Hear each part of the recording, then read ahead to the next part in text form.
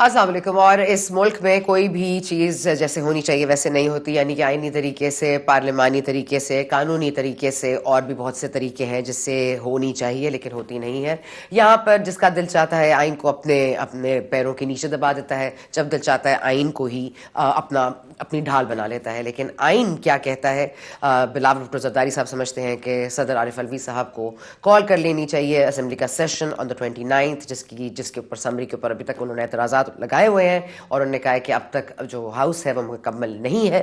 In that way ये अभी assembly का सेशन नहीं कॉल हो सकता। और इस हवाले से बिलावल भुट्टो ज़रदारी साहब क्या कह रहे हैं, आप ज़रा सुनिए। मैं तो बड़ा लुक फॉरवर्ड कर रहा हूँ कि अलवी साहब अब अगले हफ्ते के बाद वो हमारे डांस संभाल सकेंगे। जो प्रेसिडेंसी है उसकी बस की बात नहीं। वैसे आपको मालूम है कि सदर पाकिस्तान का इम्यूनिटी होता है। काफ़ी ऐसे कुछ केसेस है मेरे ख्याल में जो अब लीगल मसाइल बनेंगे अलवी साहब के। शुरू तो वहाँ से होंगे जहाँ उस रात अलवी साहब ने आइन तोड़ा और हमारे अदम एतमाद के बावजूद असेंबली को डिसॉल्व किया। और अब जबकि कॉन्स्टिट्यूशन में क्लियरली लिखा हुआ है कि हर हाल में आपने ये 29 फरवरी तक असेंबली को समन करना है और आरिफ अलवी साहब आइन को तोड़ते हुए ये अपना फ़र्ज नहीं निभा रहा है, तो इम्कान ये है कि ना सिर्फ वो अदम एतमाद के वक्त आइन तोड़ने वाला मुकदमा होगा, मगर साथ साथ ये असेंबली आइनी जो उसका फ़र्ज है वो उस पर ना अमल करते हुए असेंबली को नहीं बुलाया तो वो भी एक और मुकदमा होगा। एक नहीं दो मुकदमे होंगे। और सदर आरिफ अलवी के हवाले से बिलावल साहब कह रहे हैं कि is looking forward to his end of tenure because फिर वो दांत संभाल सकते हैं और दांत संभालने में वो बेहतर रहेंगे। और इस हवाले से अगर हम और बात करेंगे तो आगे जाके इस पर लीगल जो रेप्रिकॉशंस हैं उसके ऊपर बात होगी। लेकिन आज मौलाना फजल रहमान साहब ने ज़रा गुफ्तगू जो की है वो भी आपके गौर तलब है, ज़रा सुनिए वो क्या कह रहे हैं। एक बात और भी आपसे अर्ज कर देना चाहता हूँ। मैंने अभी दोस्तों से भी कहा कि मसला क्या है, यानी हम किसके लिए प्रॉब्लम है। ये तो हम तस्लीम नहीं करते कि हमें पब्लिक ने मुस्तरद किया है। हमें अपने हुजूम का भी पता है।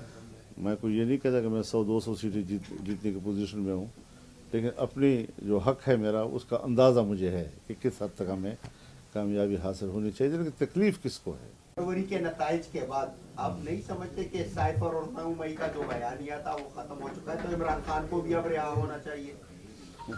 मैंने तो गिरफ्तारी के वक्त ही कह दिया था। आज तो मैं नहीं कह रहा हूँ, गिरफ्तारी के वक्त भी कहा था कि सियासत का मज़ा नहीं आ रहा, कि मेरा मुखालिफ जो है वो बंधा हुआ है और मैं आज़ाद फिर रहा हूँ, तो मुकाबले का मज़ा नहीं आ रहा था। तो मैं तो किसी सियासतदान के जेल में, लेकिन अब आगे कानून का मामला है। अगर पीटीआई जीती है तो फिर हुकूमत दे उनको ना, और अगर वाकई वो समझते कि हमें धांधली नहीं की तो फिर 9 मई का जो बयानिया है वो तो दफन हो गया ना। फिर तस्लीम करें कि कौम ने बागी को वोट दिया जी सिस्टम से बाहर हो गए, जैसे हमें मुल्क से बाहर हो गए, मुल्क के अंदर हैं।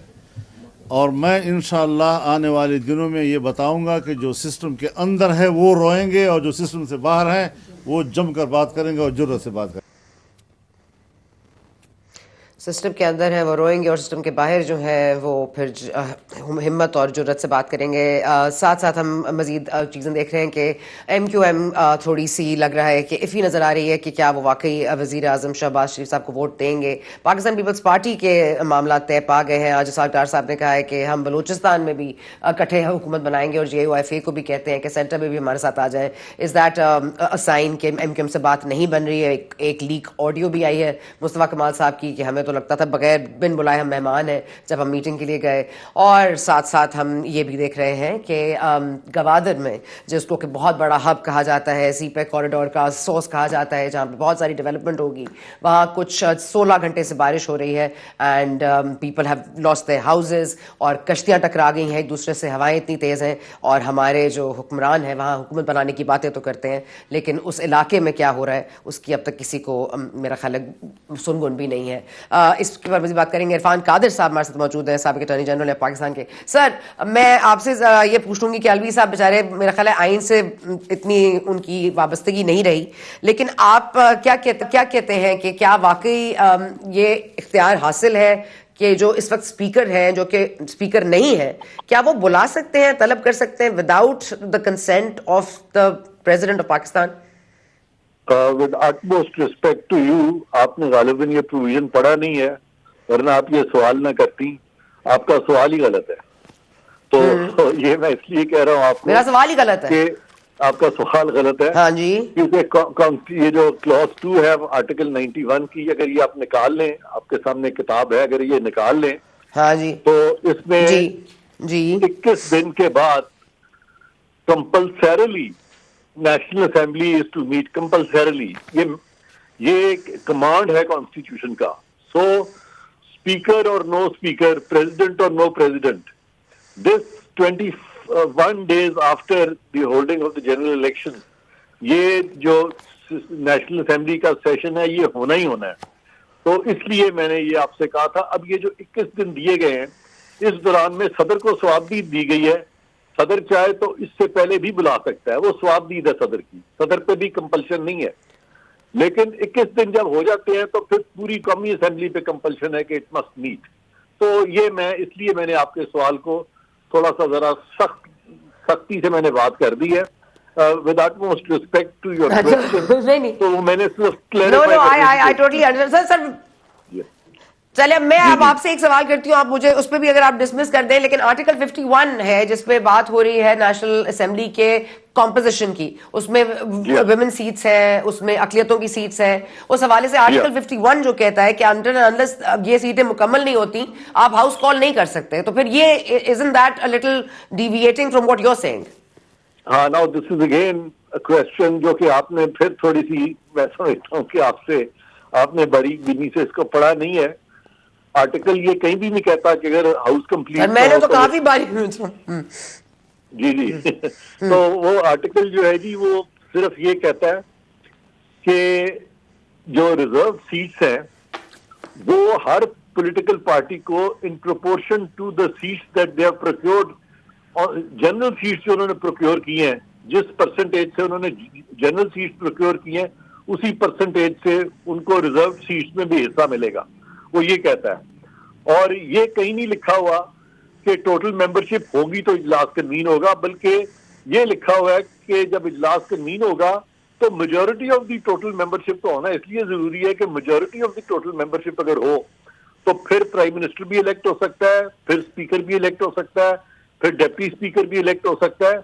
और इसीलिए वहां पे आर्टिकल 91 में जो लफ्ज लिखा हुआ है, वो लिखा हुआ है कि majority of the total membership. तो सारी रिजल्ट्स ना भी आए हों, लेकिन अगर मेजॉरिटी ऑफ द रिजल्ट्स आ जाए और पॉसिबिलिटी हो कि कोई एक मेजॉरिटी ले सकता है, तो इजलास जो है वो बिल्कुल उसका कन्वीन होना जो है वो that makes lot of sense in this. Okay, now we are talking about high treason. अब ये हाई ट्रीजन के हवाले से, अब आप फिर मुझे ना डांट दीजिएगा, लेकिन ये हाई ट्रीजन के हवाले से कादिर साहब ये फरमाइएगा कि क्या ये एक ऐसा इशू है जिसके ऊपर आप हाई ट्रीजन का इतलाक कर सकते हैं आरिफ अलवी साहब पर? क्योंकि ठीक है कि वो अब जिस तरह असेंबली जब डिसॉल्व की थी उन्होंने अदम एतमाद के वक्त, चले उस पर तो एक ऑलरेडी फाइंडिंग मौजूद है, एक सुप्रीम कोर्ट का फैसला मौजूद है 5 मेंबर बेंच का, लेकिन उसके हवाले से चले दैट कैन सीम अप्रोप्रिएट कि उस पर हाई ट्रीजन लगाया जाए, लेकिन क्या ये मामला ऐसा है? Now this is very interesting कि जनरल मुशर्रफ ने जब कुछ पीसीओ जजेस को निकाल दिया था, गालिबन 30 या 35 थे, तो उन पीसीओ जजेस ने अहकामात जारी कर दिए थे कि जनरल साहब के खिलाफ हाई ट्रीजन का मुकदमा चलाया जाए, और आगे से उन्हीं पीसीओ जजेस के अपॉइंट किए हुए जजेस ने कह दिया था कि हाँ हाँ उनको फांसी दे दी जाए। तो अगर 30 जजेस को खाली निकालने से हाई ट्रीजन लग सकता है, तो एक पूरी हुकूमत जो है उसको पूरी असेंबली गिराने से, पूरी असेंबली आप तोड़ दें अनकॉन्स्टिट्यूशनली, और फिर कोशिश करें कि वोट ऑफ नो कॉन्फिडेंस में मेजॉरिटी जो है वो माइनॉरिटी के ताबे हो जाए, तो उस मेयाद से तो ये एग्रेवेटेड हाई ट्रीजन बन जाता है उस तरह से। और इसीलिए जब ये इन्होंने असेंबली डिसॉल्व की थी आरिफ अलवी साहब ने, तो सुप्रीम कोर्ट में एक जज साहब जो है उन्होंने यहां तक कह दिया था, उन्होंने कहा था कि this is not only that this is unconstitutional but this is fraud on the constitution. तो fraud on the constitution is an act of overthrowing the constitution. It's a very serious thing from that point of view. अगर आप इस तरफ, लेकिन मैं खुद इस चीज के खिलाफ हूं कि हम एक दूसरे को हाई ट्रीजन में अब सबको लटकाते जाएंगे, क्योंकि अगर लटकाने का मसला आया तो फिर सारे जज भी लटक रहे होंगे, फिर और लोग भी लटक रहे होंगे। तो बजाय इसके कि एक दूसरे को लटकाएं, हमें अब आगे चलना चाहिए और इस वक्त एक क्रूज की तरफ जाना चाहिए ताकि मुल्क तरक्की करे। और जैसे लोग कह रहे हैं कि इकोनॉमिक चार्टर भी होना चाहिए और चार्टर ऑफ डेमोक्रेसी भी होना चाहिए और चार्टर ऑफ रिकंसिलिएशन भी होना चाहिए। तो ये तमाम चीजें जो है ना इस वक्त जरूरत है कि हम मुल्क को, और फिर एक और चार्टर होना चाहिए कि ये जो लोग कहते हैं कि हर किसी की गर्दन काट दें, इनके खिलाफ भी चार्टर होना चाहिए। तो इस पे इसीलिए मैंने कहा था कि सारे स्टेक होल्डर्स बैठे और वंस फॉर ऑल ये इश्यूज तय करें। और अगर कॉन्स्टिट्यूशन में भी कोई अमेंडमेंट्स करनी है तो पार्लियामान के जरिए वो भी अमेंडमेंट्स करें ताकि हमारा ऐसा कॉन्स्टिट्यूशन वजूद में आए जो कि केपेबल ऑफ लीस्ट अब्यूज हो। अच्छा सर, अगर जान की अमान पाऊं तो एक आखिरी सवाल आपसे करना चाहती हूं, क्योंकि पीटीआई के जो आजाद अरकान हैं जो जीते हैं असेंबली में, पंजाब असेंबली में या फिर सेंटर में नेशनल असेंबली के हवाले से, तो ये उन्होंने, जाहिर है उनके पास क्योंकि सिंबल नहीं था, तो एक मजलिस वहदतुल मुस्लिमीन के साथ उन्होंने पैक्ट किया सेंटर में और सुन्नी इत्तेहाद काउंसिल के साथ उन्होंने पैक्ट किया in Punjab. So now they just needed the legal cover. लेकिन उस हिसाब से सुन्नी इत्तेहाद काउंसिल कोई सीटें नहीं जीती, लेकिन अगर सुन्नी इत्तेहाद काउंसिल के बैनर तले पीटीआई के इंडिपेंडेंट्स आते हैं तो क्या उनको उनके हिस्से की विमेन और अकलियत सीट्स मिलनी चाहिए कि नहीं, कि सुन्नी इत्तेहाद काउंसिल ने कोई सीट नहीं जीती इसलिए you don't matter? Now this is very strange and very funny कि एक तरफ तो सुन्नी इत्तेहाद ने तो सीट ही कोई नहीं ली, तो लिहाजा हाँ जी, सीट सुन्नी इत्तेहाद की नहीं है, सीट तो पीटीआई की है। और पीटीआई वालों का ख्याल है कि चूंकि उनके पास पल्ला नहीं है लिहाजा उनके पास पीटीआई भी नहीं है। तो ये ख्याल बिल्कुल गलत है, क्योंकि अगर बल्ला ना भी हो तो पीटीआई उनके पास है। पीटीआई एग्जिस्टिंग पार्टी है, पीटीआई की रजिस्ट्रेशन सिर्फ गवर्नमेंट ऑफ पाकिस्तान कैंसिल कर सकती है और वो इंटैक्ट है। PTI as a political party is still intact, it is fully functional. तो लिहाजा उनको ये जो राय दी गई है, उनको जो भी फिक्शन क्रिएट की गई है, जो उनके जो चैंपियंस हैं वाइज मैन ऑफ गौतम, जिन्होंने भी उनको राय दी है, आई थिंक उन्होंने वो, उनकी राय से मैं बिल्कुल इत्तेफाक नहीं करता। और पीटीआई की जितनी भी सीट्स हैं जहां उनके इंडिपेंडेंट लोग जीते हैं, वो सीटें उनसे कोई छीन ही नहीं सकता, क्योंकि वो सबको पता है कि जितनी भी कॉन्स्टिट्यूएंसीज थी, खा पीटीआई वालों ने बल्ले के नीचे इलेक्शन लड़ा है, खा उन्होंने डांग सोटे के नीचे इलेक्शन लड़ा है, या खा उन्होंने कोई बकरे के नीचे इलेक्शन लड़ा है या फाख्ता के नीचे इलेक्शन लड़ा है, उन्होंने यानी कि सबको पता है कि पीटीआई के जीते हैं। और ये सबको पता है कि इस वक्त सिंगल लार्जेस्ट पार्टी जो है वो पीटीआई है इस वक्त पाकिस्तान में। तो यानी तनासब के लिहाज से इन प्रोपोर्शन पीटीआई की सीटें जो है रिलेटिवली बाकियों से ज्यादा होनी चाहिए रिजर्व, उसमें तो कोई कंफ्यूजन ही नहीं है। लेकिन पीटीआई को नहीं पता इस बात का। Sir, I like the wise men of Gotham giving wrong advice. Thank you so much, Irfan Qadir साहब. Sorry आपसे गलत सवाल पूछे, आइंदा आपसे सवाल पूछ के आपसे बात करूं. Thank you sir.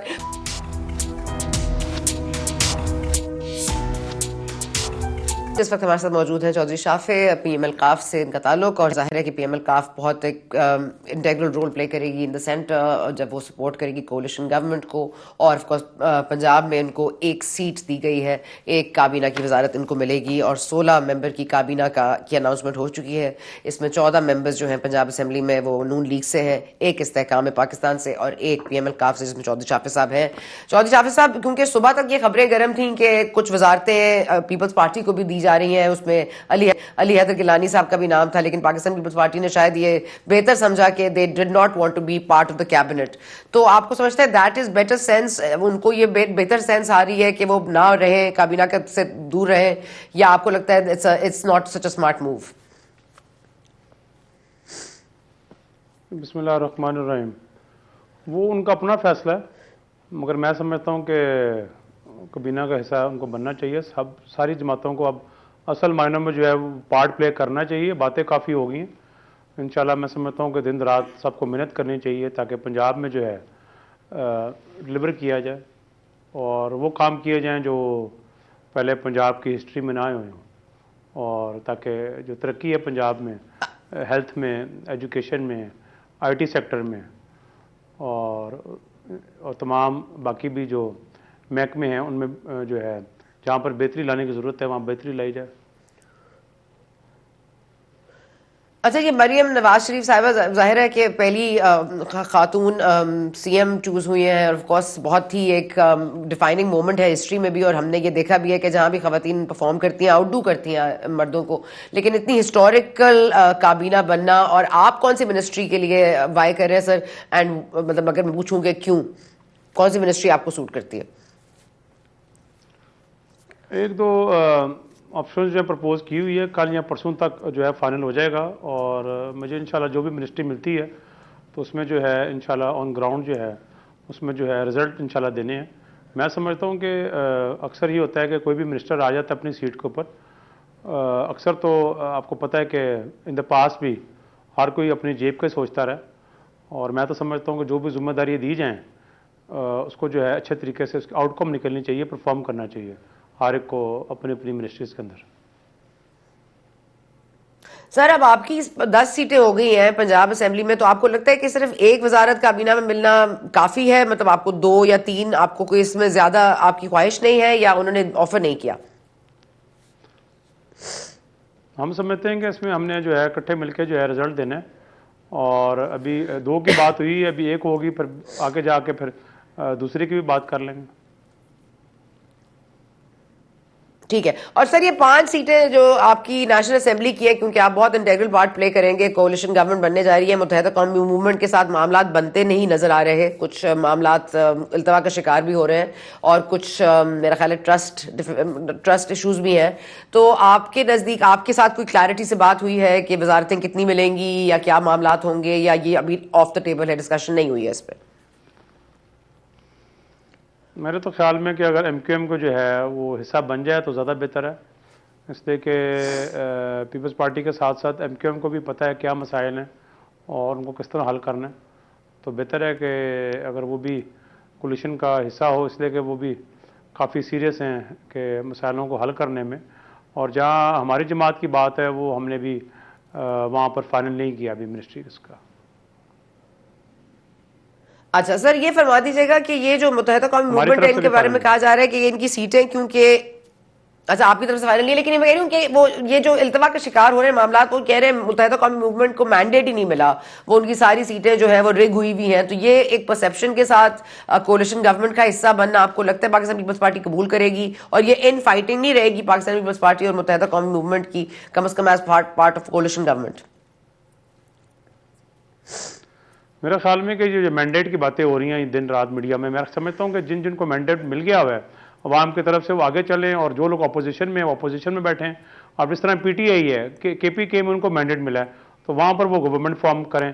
फिर बातें चल रही हैं कि जी वो जो रिजर्व सीट है वो भी फाइनल नहीं हुई तो इजलास नहीं बुला सकते, इसलिए तो इस तरह तो 6 महीने रिजर्व सीटें फाइनल ना हो तो वो फिर मतलब कि आगे क्या इजलास या आगे असेंबली को कंटिन्यू नहीं करना चाहिए। और दूसरा, आपको पता है कि दिन रात ये बातें हो रही हैं फॉर्म 45 की। मैं समझता हूँ कि इसमें जो कार्बन पेपर होता है उसके ऊपर काफ़ी लोगों ने चेंजेस किए हैं। हमारे पास तो शुक्र है अल्लाह का ओरिजिनल फॉर्म 45 है, और दिन रात हमने जो है मेहनत की है, आज के नहीं काफ़ी सालों से हम लगे हुए हैं। और मैं समझता हूँ कि अब सारों इकट्ठे मिलकर जो है दिन रात जो है वो मेहनत करनी पड़ेगी। अगर अल्लाह के फजल से चांस मिला है तो उसमें अब रिजल्ट देने पड़ेंगे, ये बड़ा ज़रूरी है, पहले की तरह नहीं हो सकता। सर, क्या ये क्विड प्रो को जो सपोर्ट आप दे रहे हैं इस कोलिशन गवर्नमेंट को इसका हिस्सा बन के सेंटर में भी पंजाब में भी, आपको लगता है सर कि ये आप यूज कर सकेंगे इसको एज अ बार्गेनिंग टूल? क्योंकि परवेज इलाही साहब से भी आपकी कुछ रोज पहले काफी 2.5 घंटे की मीटिंग हुई है, आपकी मुलाकात हुई है, आप भी उस मुलाकात में शरीक थे, चौधरी वजाद भी थे, चौधरी सालिक भी थे, तो क्या गुफ्तगू हुई है और आप समझते हैं कि बार्गेनिंग पावर आपके पास कोई है कि परवेज इलाही साहब को कोई रिलीफ मुहैया किया जा सके? नहीं, उसका गवर्नमेंट से तो कोई बार्गेनिंग का तो कोई ताल्लुक नहीं है गवर्नमेंट के साथ। वो तो जो मुलाकात हुई है शहजाद साहब की अच्छी मुलाकात हुई है, और चार दफ़ा पहले भी शहजाद साहब किए उनको मिलने के लिए, तो वो तो एक सेपरेट है मामला, उसका कोई गवर्नमेंट से कोई ताल्लुक नहीं। मगर आप उनकी मदद नहीं करेंगे कोई? नहीं मतलब अगर हुकूमत का हिस्सा है आप, पंजाब हुकूमत का या पंजाब काबीना में आप बैठे हैं, तो क्या आप ये इसको कम से कम हेल्प आउट करने के लिए परवेज राई साहब को आप इसको इस्तेमाल नहीं कर पंजाब सकते? कबीना नहीं, पंजाब कबीना तो कोई उसके पास कोई कोर्ट का या कोई इन्वेस्टिगेशन अथॉरिटी का या कोई एफआई का तो इख्तियार नहीं है। हम तो चाहते हैं कि परवेज़ इलाही साहब जो है वो बाहर निकल आएँ और जो भी वो केस है वो मेरिट पर हो। हमने तो कभी ये नहीं कहा कि वो बाहर ना आए और ना हमने कभी उनका कभी गलत सोचा है, और हम तो चाहते हैं वो बाहर आ जाएं। मगर उसका आप जो लिंक कर रही हैं गवर्नमेंट के साथ, गवर्नमेंट का तो कोई ताल्लुक नहीं है उनके बाहर आने का या ना आने का। वो तो जो उनके केसेस चल रहे हैं आपको पता है सारे सर मुने कोर्ट में सिलाई चल रहे हैं। नहीं, मुने सिलाई साहब भी सर, वो तो जाहिर है केसेस काफी सारे चल रहे हैं और काफी लोगों के खिलाफ भी चल रहे हैं, लेकिन मुने सिलाई साहब भी आपको पता है इश्तिहारी हैं, और वो अगर उनको भी आपके टाइम में, क्योंकि again you're in power in a certain position, तो मैं ये नहीं कह रही कि गवर्नमेंट से आप कोई बार्गेनिंग टैक्टिक होता है, लेकिन ये तो आप कर सकते हैं कुछ फैसिलिटेशन, कोई चीज को रफा दफा कराना, कोई मामले को जरा, क्योंकि आपको भी पता है कि चौधरी परवेज इलाही साहब की जिस तरह गिरफ्तारियां हो रही हैं बार बार, गवर्नमेंट वो इतनी कोई मेरिट पे तो नहीं हो रही। आपको भी पता है नहीं, गिरफ्तारियां कौन सी, जो 9 मई में गिरफ्तारियां हुई हैं वो तो जो लोग इन्वॉल्व थे 9 मई में उनको तो 100% जो इन्वॉल्व थे उनको सजा मिलनी चाहिए, और जो लोग इन्वॉल्व नहीं थे उनको जो है वो छोड़ देना चाहिए। और बाकी जो दोबारा से आप वही सवाल कर रही हैं उसमें जो भी जिसका केस है, मैं समझता हूँ कि ज़्यादती किसी के साथ नहीं होनी चाहिए और 100% जो है वो मेरिट पर होना चाहिए। और आपको पता है कि दूसरी बात ये पंजाब के हवाले से जो अपोजिशन कह रही है पंजाब की कि जी हम असेंबली में नहीं बैठेंगे और रिगिंग हुई है, रिगिंग इनको बताएंगे सारे हलकों में डिफरेंट डायनामिक्स थे। अब जिस हलके में मैं कॉन्टेस्ट कर रहा था वहाँ पीटीआई ने भी रिगिंग की है, मैं 4100 की लीड से जीता हूँ, तो अगर वहाँ पर रिगिंग ना करती पीटीआई तो मैं इससे भी ज़्यादा मुझे वोट पड़ते। तो अब पीटीआई को केपीके में मैंडेट मिल गया हुआ है, तो अब जिसको जो मैंडेट मिला है अब आगे चलें, चीज़ों को आगे लेकर चलना चाहिए। अब इस तरह रोज़ाना एक ही टॉपिक चल रहा है पिछले एक हफ्ते से। तो लेकिन मौलाना साहब ने आज एक बात की है, उन्होंने ये कहा है कि जो सिस्टम का हिस्सा है वो बाद में रोएंगे और हम जो है वो बड़ी जरूरत से बात कर लेंगे जो सिस्टम का हिस्सा नहीं है, और उन्होंने चूज किया सिस्टम का हिस्सा ना बनने का। तो ये एक मामला है। और दूसरा वो कह रहे हैं कि पीटीआई को अगर वोट मिला है और अगर धांधली नहीं हुई है तो फिर वो 9 मई वाली चीज जो है वो दफन हो जाती है। आप इससे एग्री करते हैं? अगर क्या कहा उन्होंने, मौलाना साहब ने क्या कहा है? मौलाना साहब ने कहा है कि अगर तो ये अगर पीटीआई मेरिट पे जीती है केपी में और अगर उनको ये वाकई धांधली के बगैर उनको जीती है तो फिर 9 मई वाला जो सानिया है वो तो दब जाता है, और उसके बाद ये फिर मानना पड़ेगा, आपको तस्लीम करना पड़ेगा कि फिर आपकी आवाम ने एक बागी को वोट दिया है। नहीं, बागी वाली इसमें कोई बात नहीं है। वहाँ पर केपीके में जो है उनको पीटीआई गवर्नमेंट मिल गई है। अब मौलाना साहब की जो स्टेटमेंट है ये उनको बेहतर पता होगा उन्होंने ये स्टेटमेंट क्यों दी है। और जो आपको पता है कि जो लोग 100% इन्वॉल्व हैं, जो वीडियोज़ में आ गए हुए हैं, जो बिल्डिंग्स को जला रहे हैं और मुजस्मों को गिरा रहे हैं, ये अपने आप वैसे तो नहीं हो गया, ये कहा गया तो ये हुआ है।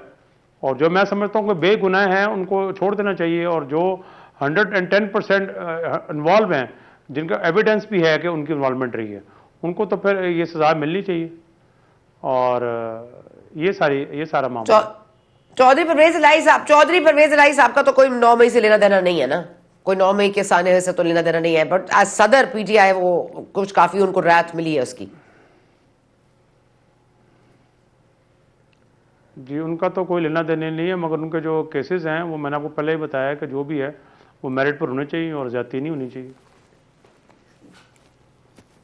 ठीक है। अच्छा, ये आखिर में फरमा दीजिएगा चौधरी शाफी साहब, क्योंकि ये अभी भी एक तो असेंबली में आपको पता है कि एक ऑपोजिशन है, फिर वो पीटीआई और जेयूआई अगर ऑपोजिशन बनाते हैं तो काफी टफ ऑपोजिशन होगी, ये उस तरह की ऑपोजिशन नहीं होगी जो राजा रियाज साहब के टाइम की थी। तो आपको लगता है कि हुकूमत बेहतर परफॉर्म कर पाएगी क्योंकि ऑपोजिशन बेहतर हो रही होगी, क्योंकि या आपको लगता है कि ये डिसमेंटल और डिसरप्ट करेंगे, फिर कोई धरनों की सियासत शुरू हो जाएगी?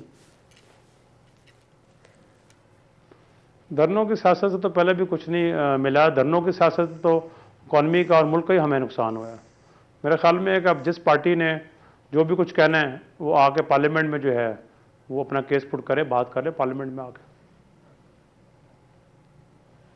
ठीक है। और ये आईएमएफ के साथ जो डील करने की बात की जा रही है, शहबाज शरीफ साहब इसमें बहुत इसरार भी कर रहे हैं कि जैसे ही हुकूमत इन एक्शन आती है आईएमएफ के पास जाना पड़ेगा हमें एक और प्रोग्राम के लिए, तो उसके लिए आप सपोर्ट करेंगे शहबाज शरीफ साहब को?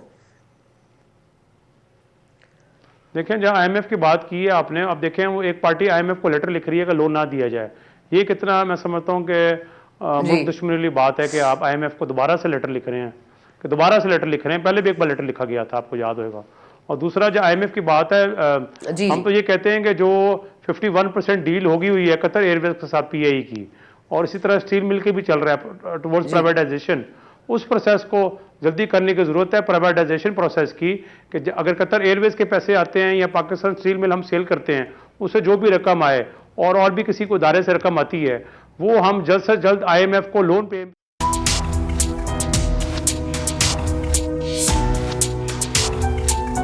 खबरें गर्म है कि जैसे ही ये हुकूमत अपना कोalition पार्टनर्स के साथ अपनी ये सेशन मुकम्मल करेगी, ये फौरी तौर पर आईएमएफ जाएगी और एक्सटेंडेड फंड फैसिलिटी ये अपने लेने की कोशिश करेंगे। $6 बिलियन की बात हो रही है, और ये भी हो रहा है, ये बात भी हो रही है कि आईएमएफ को खत लिखा जाए कि जब तक सियासी कशीदगी नहीं ख़त्म होगी और सियासी इस्तेहकाम नहीं आएगा तब तक मुआशी इस्तेहकाम आना मुश्किल है। अब इसमें शेर अफजल मरवत साहब कह रहे हैं कि खान साहब ने कह दिया ये लेटर जाएगा तो जाएगा।